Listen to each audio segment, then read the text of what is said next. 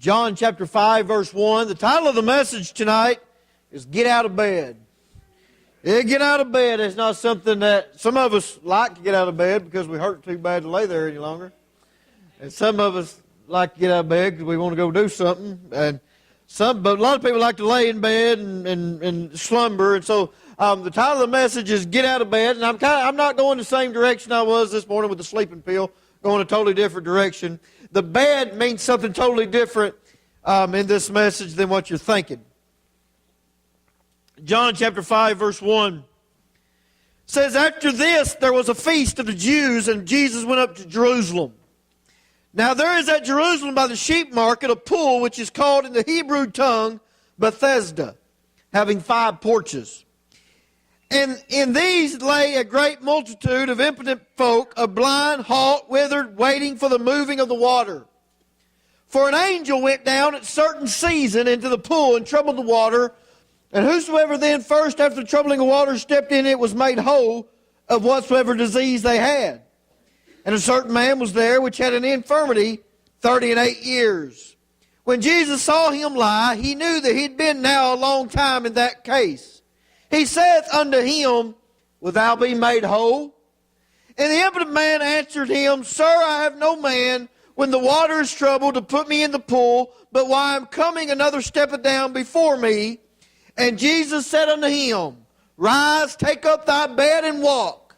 And immediately the man was made whole, and took up his bed, and walked. And on the same day was the Sabbath. Now on 2 separate occasions, Jesus heals somebody, and afterward when he heals them, he tells them, Rise, take up thy bed, and walk. One of them was when the man taken in a palsy was let down through the roof, through the tiling of the roof, and let down into the midst of the house where Jesus was. Jesus healed that man, said, Rise, take up thy bed, and walk. The other occasions right here at the pool of Bethesda, where Jesus heals this man, says, Rise, take up thy bed, and walk. And when I was studying this and reading this, it hit me real hard. Why did they carry, this is the way I study the Bible. I read something like that and I'm like, why did they carry their beds? Why didn't they leave them there? I get to think about that. Why did they carry their beds? And so that's how I really study the Bible. I have a question like that, and I got to just find out the answer. And so as I got to thinking about this, why did they carry their bed? It's obvious to me and to you that it's something symbolic, but we have to figure out what it means. To rise, take up thy bed, and walk. Now, we get the general concept of it that he was healed and he didn't need the bed anymore. We get that part. But I want you to grab a hold of it. Why did he carry his bed? And I got to thinking about it, and I thought, you know what? That bed, first point I'm going to make, is that bed carried him. Right? For 38 years, this man was crippled. For 38 years, this man had something that kept him where he couldn't walk, and he had to be carried on this bed. And for 38 years, this bed carried him. And I got to thinking about this. I wonder what we're being carried by. Well, think about that. I wonder what we're being carried by. Maybe we're relying too much on Mom and Dad. Now, it don't matter how old you are. There's people that's 50, 60 years old still relying on Mom and Dad. And there ain't nothing wrong with having that and doing that from time to time. Don't take me wrong. But, there comes a point where I wonder how that Mom and Dad's carrying you. I'm not saying they're helping you every once in a while. I'm saying they're carrying you. They're paying your bills. They're telling you every move to make. They're deciding your future for you. Maybe you're being carried by your mom and dad. And by the way, if you're under 18 or under 21 or in college, something like that, you need to be being carried by them, okay? Not carry yourself. But I'm talking about people that are older. Maybe the government's carrying you.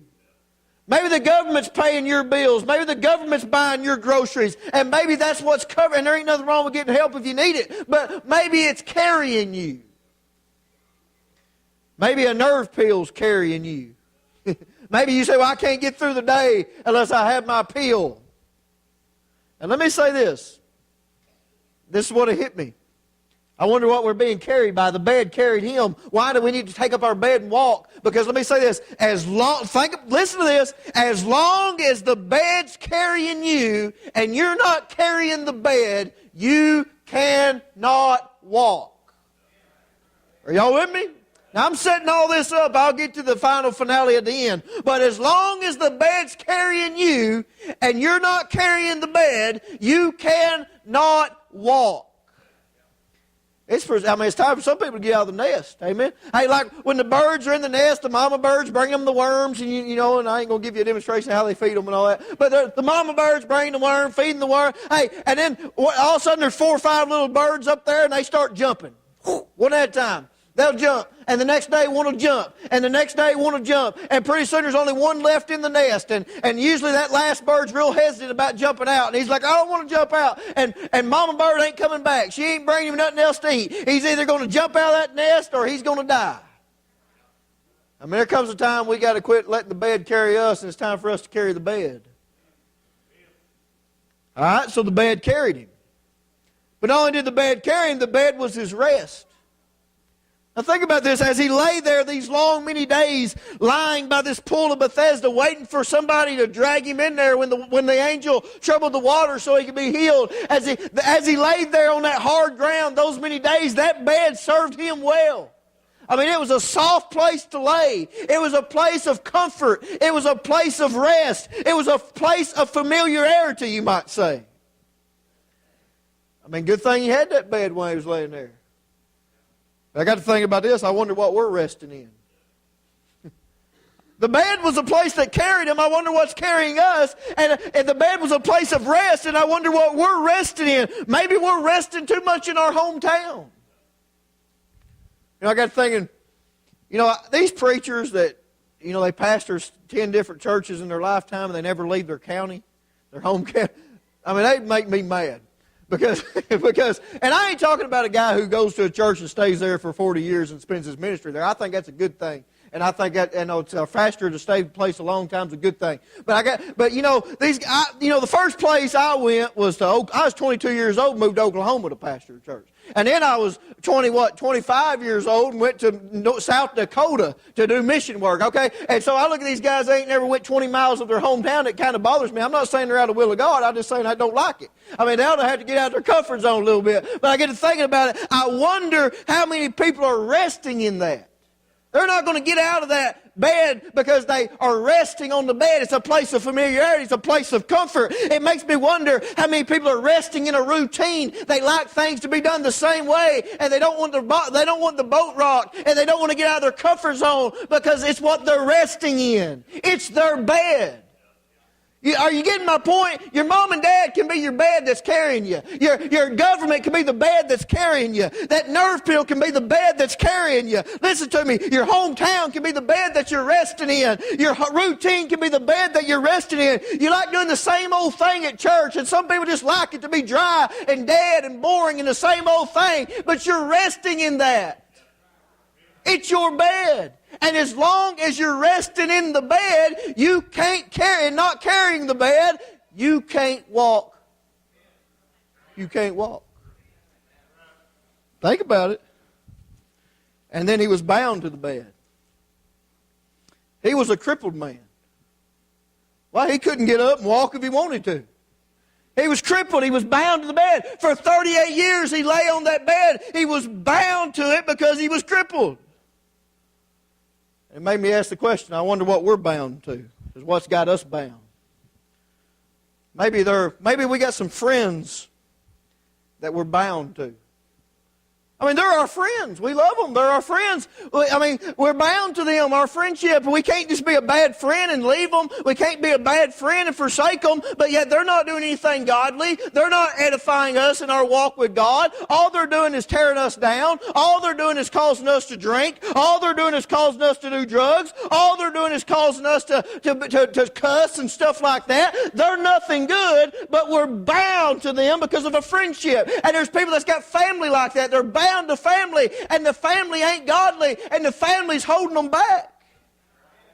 They're bound to the bed. Maybe it's a lifestyle and you get caught up in this lifestyle, you can't get away from it and you're bound to the lifestyle. Maybe it's addiction that has you bound. Maybe it's drugs. Maybe it's alcohol. Maybe it's pornography. There's lots of things in the world to be addicted to, and it's got people bound. And as long as you're bound to the bed and not carrying the bed, you cannot walk. So you think about this. Here this guy is. He's carried by the bed. He's resting on the bed. He's bound to the bed. And then one day Jesus comes by. Here he is laying by the pool of Bethesda. And man, the water will get troubled. And boy, somebody will jump in there and get healed. And he says, I was almost there that time. I was almost there that time. And here comes Jesus. And the Bible says Jesus passed by. And in verse 6, Jesus seen him lie. The Bible says Jesus saw him lie. So Jesus walks by and Jesus sees him lie, and Jesus knows, hey, this man's been here quite a while. I can tell that he's been in this condition for a long time. And Jesus knew that the man had been carried by the bed. And Jesus knew that the man was resting on the bed. And Jesus knew the man was bound to the bed. Just like Jesus knows that about you. Everybody in here, let me tell you something. If you're being carried by the bed, he knows that. If you're resting in the bed, he knows that. If you're bound to the bed, he knows that. And Jesus walks by and says, basically what he says, you want some help? You want some help? That's the same thing Jesus does to us. He sees that, hey, we're relying too much on the bed. He rolls by. We can't do nothing about it to help ourselves. Jesus says, you want me to help you? And the answer this guy gives is we discover a lot in his answer. Look at verse 7. And the impotent man answered him, Sir, Jesus just said, you want me to help you? He says, Sir, I have no man when the water is troubled to put me in the pool. But while I'm coming, another steppeth down before me. So we can see real quick that the bed is this guy's excuse. Well, I would be healed. I wouldn't need any help, but I can't get in the pool because I ain't got nobody to put me in there.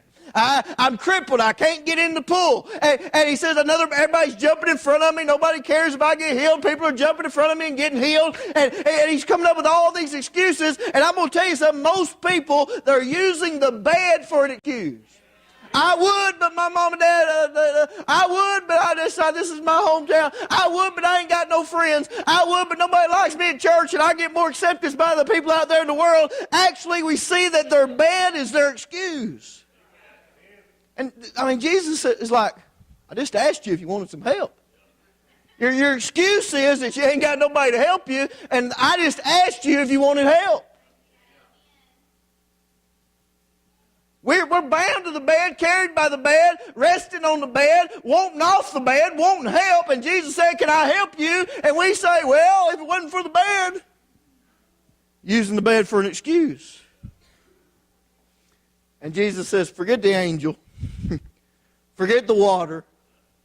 I don't need the angel. I don't need the water. We don't have to wait for the angel to trouble the water. He says, rise, take up thy bed, and walk. And I'm telling you, Jesus ain't waiting on some kind of cure. He ain't waiting on some kind of supernatural thing to happen. Jesus is telling us today, rise, take up thy bed and walk. Because if you're not going to carry your bed, you can't walk. And after we get saved, we're supposed to walk with Him. And I'm going to tell you something. You can't walk with Him. You can't walk with Him when the bed's carrying you and you're not carrying the bed. You can't walk with Him when you're resting on the bed and not carrying the bed.